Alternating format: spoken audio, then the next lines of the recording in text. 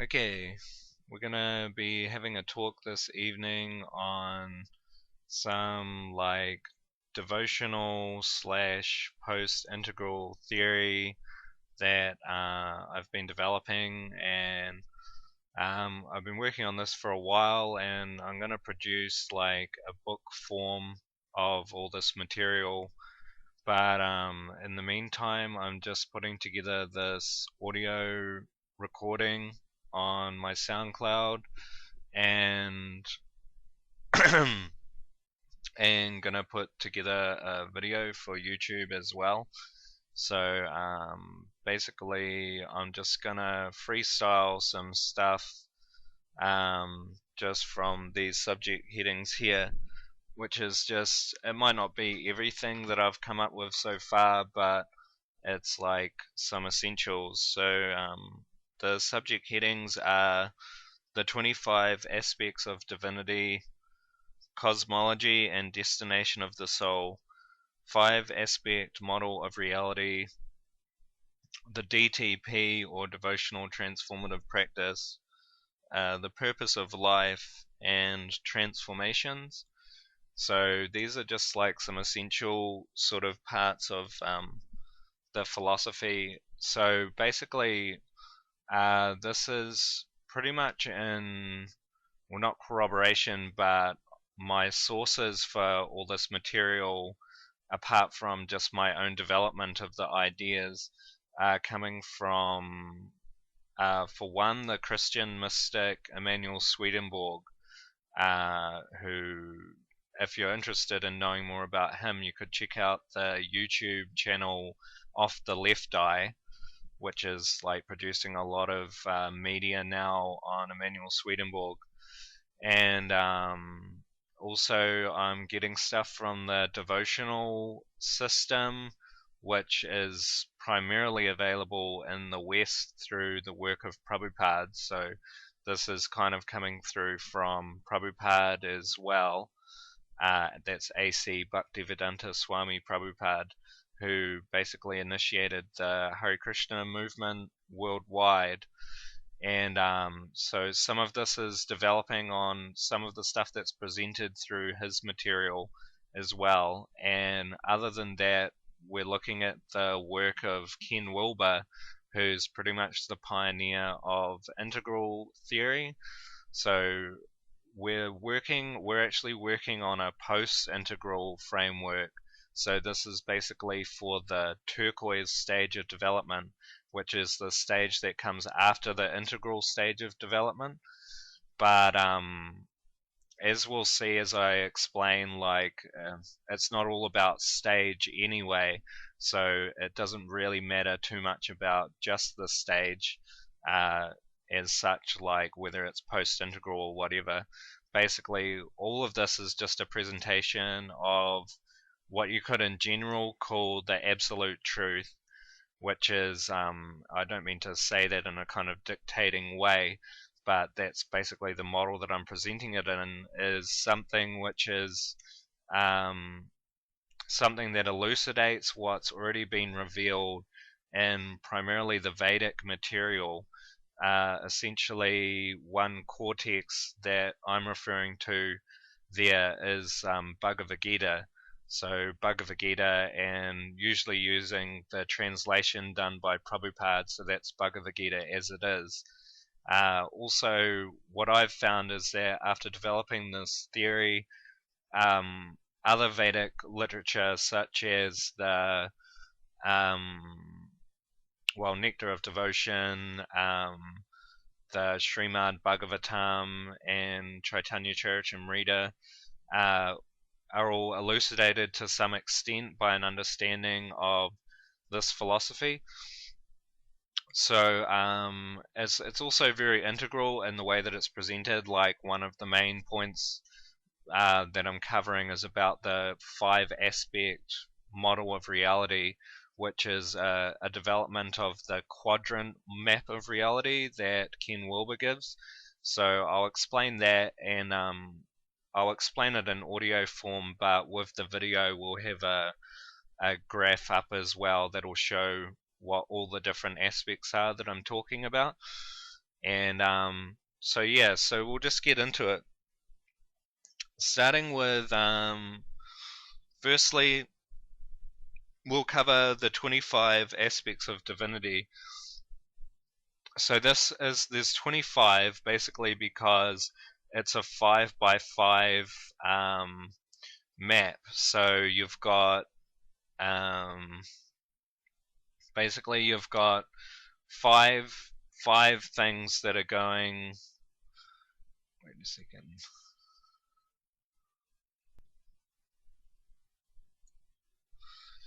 Yeah, it's a 5 by 5 map. So basically you've got 5 aspects that are acting on a horizontal axis, and then 5, and that's moving through 5 on a vertical axis as well.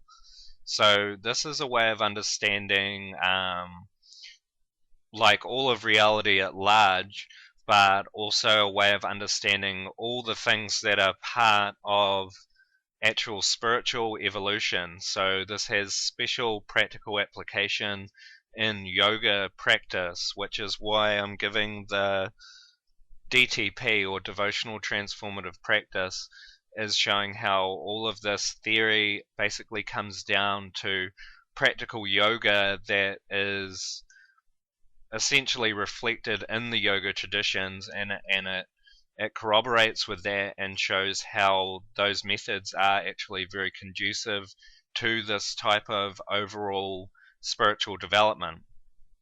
So basically, the overall spiritual development can be summarized in these 5 aspects. So 5 also relates to, if you're familiar with Gaudiya Vaishnavism, when Lord Chaitanya appeared, basically he came as 5 manifestations of God. He came as 5 different manifestations of God. That's known as the Panchatattva, and that's one of the initial clues that I got as to how to actually understand this. The other aspect that you've got 5 from is the fact that there's 5 yogas. So in the Panchatattva, that's the Panchatattva mantra is Jai Shri Krishna Chaitanya Prabhu Nityananda Shri Advaita Gadadhar Shri Vas, and then you've got Adi Gaura Bhakta Vrinda, which means all the devotees. But those 5 different manifestations of God all reflect, although those particular incarnations are unique kind of mixtures of these essential 5 elements, they basically, you can divide the divinity up into 5, and that's kind of what I've done here.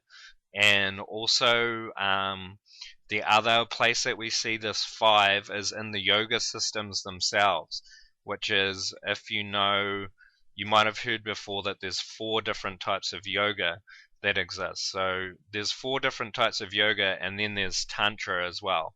So basically there's 5 different types of yoga, and so this system is also taking from the fact that there's these 5 different types of yoga, and this reflects in divinity. I can't say for sure, but I think it may even relate to the human form, as like Swedenborg says, and this is why we have, say, 5 fingers on our hand or something like that. So this is showing that this type of truth actually has correspondences to nature. Also, a common diagram that I draw for this type of for this philosophy that I'm explaining is the golden mean ratio, or one of those shells. If you've ever seen that shell that follows the map of the golden mean ratio, this philosophy and stuff is summarized very easily by drawing the golden mean ratio spiral.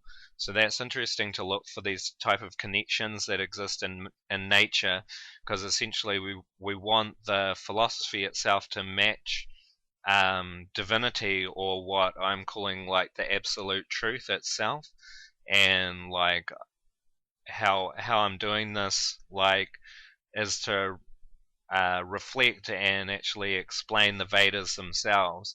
And so it's pretty much understood through like Christianity and up to Vaishnavism that the Vedas themselves are divine and actually contain the divine essence in them themselves, or you could say they're the Word of God. So, so basically, you've got these 5 things, and so I'll just go through and explain what each one of the 5 are in sequence and in order of importance. So this is basically moving on from Ken Wilber, where he explained that the process of self-realization is summarized in waking up, growing up, showing up, and cleaning up. So if you've heard those phrases from Ken Wilber, this is basically just an update of that and an addition of a 5th one, which is called path, which wasn't in Ken Wilber's system. So essentially, you've got these 5 aspects that are important to overall spiritual development or evolution of the soul. And so the first one is state. So that's states of consciousness. So this is going horizontally at the moment. Each one of these aspects has a vertical element which is explained in 5 dimensions as well. That's what gives us the 25 thing map kind of thing. So that's why it's called the 25 aspects of divinity. So your first one is state. So state represents states of consciousness, and there's 5 different levels of states of consciousness that a human being can be in. Next one is stage, and that represents stages of development, and there's basically 5 different aspects of stages that people can move through. The third one is called path, and there's 5 different paths that people can go through and be at different levels of in their life. And there's the next one is shadow, and there's basically a shadow for each chakra. So there's 5 different shadows that exist, and all of them can be worked on basically through your shadow work. So this is what relates back to the yoga system. And the 5th one is the faces of God. So that's your face, and there's 5 different faces of God. So that's all horizontal level. You've got state in order of importance. So the most important to spiritual evolution is state. So you've got state, next you have stage, then you've got path, then shadow, and then face. So all 5 are important, but the most important is state, the second important is stage, and so on. So basically they kind of transcend and include each other going up to state in a way, if you understand transcend and include. So they transcend and include horizontally as well as vertically. So 3-dimensional models are very useful for this type of theory. So you've got state, stage, path, shadow, face, and they have relevance to the Panchatattva, and that you have basically you've got Radha, Krishna, Vishnu, Radha, Krishna, Vishnu, Balaram, and Lakshmi. So they're the 5 deities that relate to each one of those 5 aspects. So then basically there's, to explain the complete 25 things, there's 5 different levels to each one of those 5 aspects, or those 5 aspects that come into what overall spiritual development is, and how we actually cultivate more consciousness and more love, and ultimately, as I'll explain in the cosmology and destination of the soul, that it actually determines our final destination, or the destination of our next incarnation. So, you know, in Christian terms, like about going to heaven or something like that. So it's kind of explained like that. And so the first one will cover state. So basically for state, there's these 5 different levels of what state is. So state can, firstly, it can be in the waking or gross state. So that's like waking consciousness. Next is the subtle state.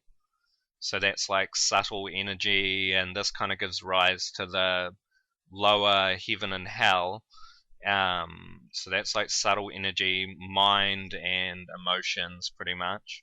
Then you have the soul level, otherwise called the causal level. So you've got the soul, which is, that pretty much resides in Vaikuntha, and that's your soul body. Then you have the non-dual state, that's pretty much one with God, him or herself. So that's one with God's form. And then finally you have the ecstatic state, which is a type of immersion in infinity, pretty much. So that's a state. So these are all things that can actually be attained through doing yoga practice. And when one's looking to what is the goal of yoga practice, or what does God realization actually mean, well, God realization is to be at the fifth level of all of these five aspects. If you're missing one out, then you can be God realized to some extent, but you won't be completely God realized until all five are actually at the fifth one.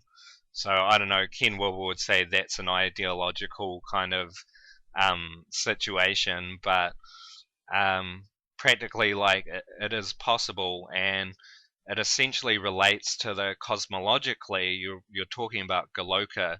So coming back to Gaudiya Vaishnavism, part of that is really going to Goloka Vrindavan, and essentially the inhabitants of Goloka Vrindavan are all peaking up on this sort of fifth level.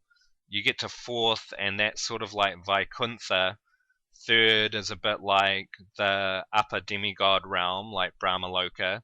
Second is roughly the earthly planets, or Bhumandala, and the first one relates to the hells. So you can see there's kind of five different cosmological destinations of the soul, and there's these five aspects. So that was the first one, and that was state, and so that's what Ken Wilber would call the waking up process, is going through these different five states. Of course, I have the addition of the ecstatic state, which is related more to Gaudiya Vaishnavism. So you have state. The next one is path, and if you're familiar with spiral dynamics, then you know path. Basically, to get five, there's actually 10. You can, for each five things, you can subdivide it into 10. Take, for instance, with state, the non-dual state can be subdivided into non-dual without form, and then non-dual with form, which is Turiyatita. So that's a subdivision of the state. In the same way, the stages can be subdivided into 10. So you have 10 stages, or roughly you can say that there's actually 5 stages that you can go through. So if you know spiral dynamics, then you basically know them like there's the archaic, magic, mythic, rational, pluralistic, integral, post-integral. Then you've got supermind, paramind, supermind, and overmind. So paramind, supermind, and overmind all relate to the more loving aspect. You've got the what's called first tier is basically material. What's called second tier relates mostly to the soul, so it's spiritual. And then what's called third tier mainly relates to God, him, or herself. So that's in the realm of actual divine love.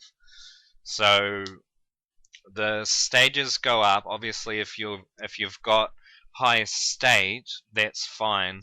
But if you're missing stage, then you're going to be interpreting your state according to the stage that you're at, and also your overall spiritual development isn't as high. Basically, you're not at those higher chakras. So there's 7 chakras. The first 7 stages relate to the 7 chakra system. This is what Emanuel Swedenborg called regeneration. So the regenerative cycle, basically there's 7 days in creation, and there's 7 chakras. All of that relates to salvation. So to truly achieve salvation, one needs to get to the post-integral level, and that's just in stage. Obviously there's state and these other 5 aspects, but to get to it in stage, that's getting through these 7 chakras up to the crown chakra. The other 3 chakras, for the which are paramind, supermind, and overmind, I actually situate in what I call a God body. So the chakra system fits in with the soul body, and then there's 3 different chakras that belong to the God body, and they're all related to God realization as opposed to self realization. So if you have salvation or self realization goes up to your 7th chakra, and then your God realization is in your 8th, 9th, and 10th chakra. So, yeah, that's getting into divine love itself. So that's stage. The next one is called path.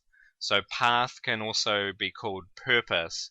So this is a person's, like, how they actually find their purpose in life and the types of activities that they generally engage in as living out their purpose in life, and these move through stages as well. So these pretty much, this comes from the Vedic system, and basically you've got your they're called karma, artha, dharma, moksha, and then devotional service.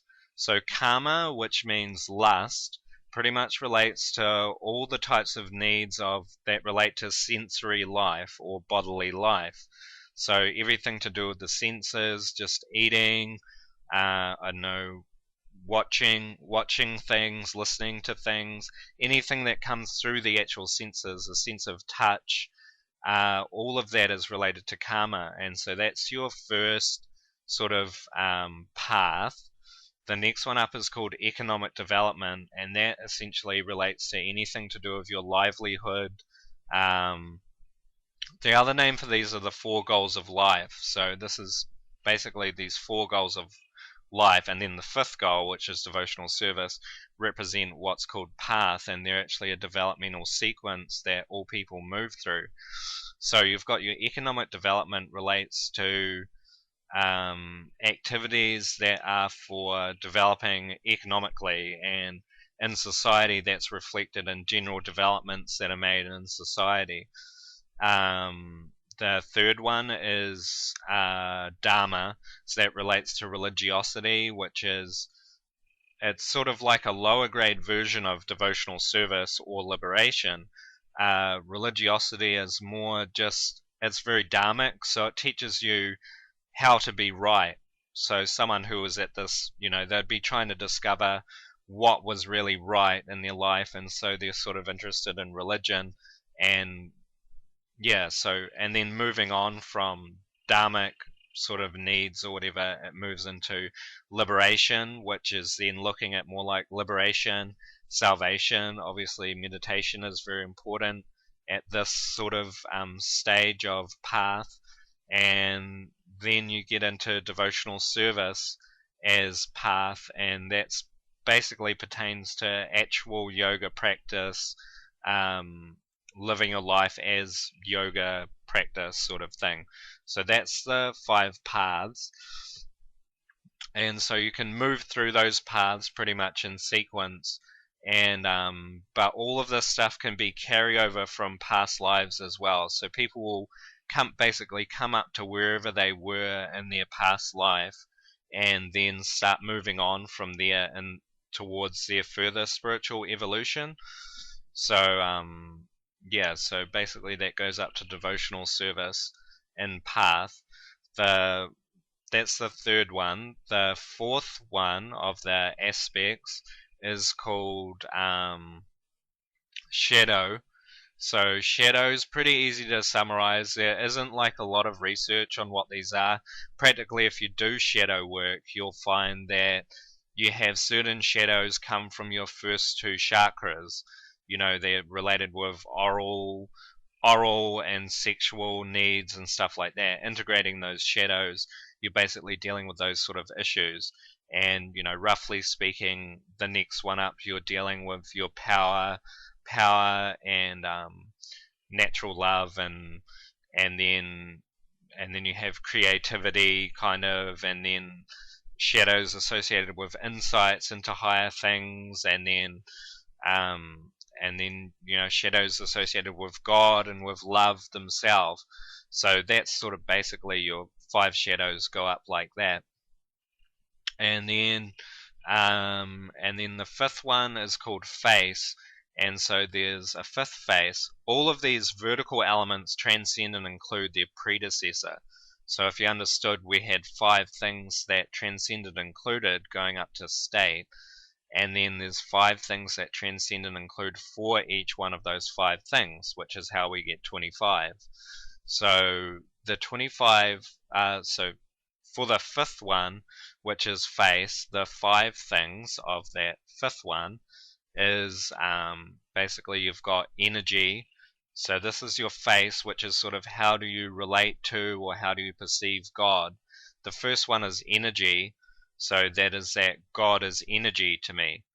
And so this one is Mayak, in the same way the first 3 generally relate to material, and then the last 2 relate to spiritual. So these are all Mayak ways of viewing God, but of course everyone has to move through them as they sort of move up. You kind of start at square one at the start of your life. So they're never really viewed as bad in themselves. It's just that they need to be transcended and included and moved on from. So the first one is that God is energy. The next one is God is the universe.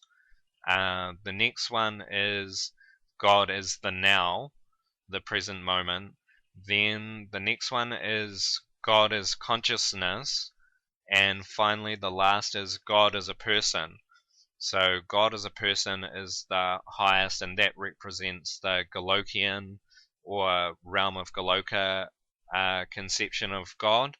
So obviously that's why it's included in the devotional systems, to have the person God, and why there's a lot of emphasis placed on that within the Gaudiya Vaishnava schools, because these other ones are pretty much, as opposed to integral, which says, okay, all 3 are equally true, this model pretty much recognizes a hierarchy, and it says, no, actually, well, strictly speaking, only the personal conception is true, the rest are in a form of Maya, but God as consciousness is on the soul platform.